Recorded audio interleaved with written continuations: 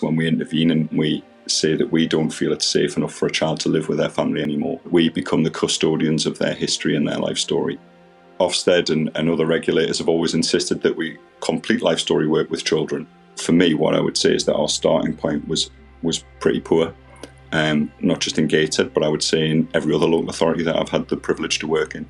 We had just had a 2018 Ofsted inspection where we were noted that our life story work approach was not where it needed to be. In defence of my colleagues and of my profession, I would say some of that is because it's not taught.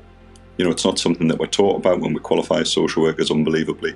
I think a lot of it's about a lack of confidence that practitioners have about having brave conversations with children and young people. And I think they're always conscious of talking about the past and reopening old wounds. The primary consideration for me was the quality of support that was going to be provided by Blue Cabin. It offered a solution to how we were approaching life story work. So what really drew me to the programme was the creativity. Children and young people doing, some lovely, beautiful activities, but also giving social workers and other professionals who work with children and families the confidence to deliver the work. What really struck me was that we've probably been thinking about this in totally the wrong way, and that actually it's as much about celebrating what has happened and what they have achieved as it is talking about some of the painful and difficult experiences that they've had in their life.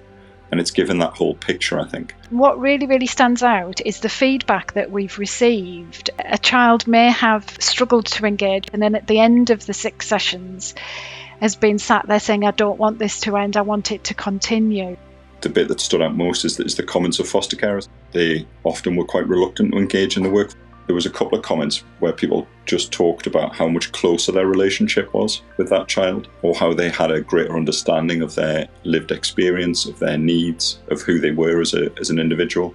I think that's phenomenal. The last thing we want to do is have a cliff edge and just drop back to where we were back in 2018, and we won't allow that to happen. We're already in discussions with Blue Cabin. So for me, it's about, what have you got to lose, really?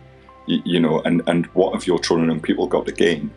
And what your children and young people have got to gain is a huge amount.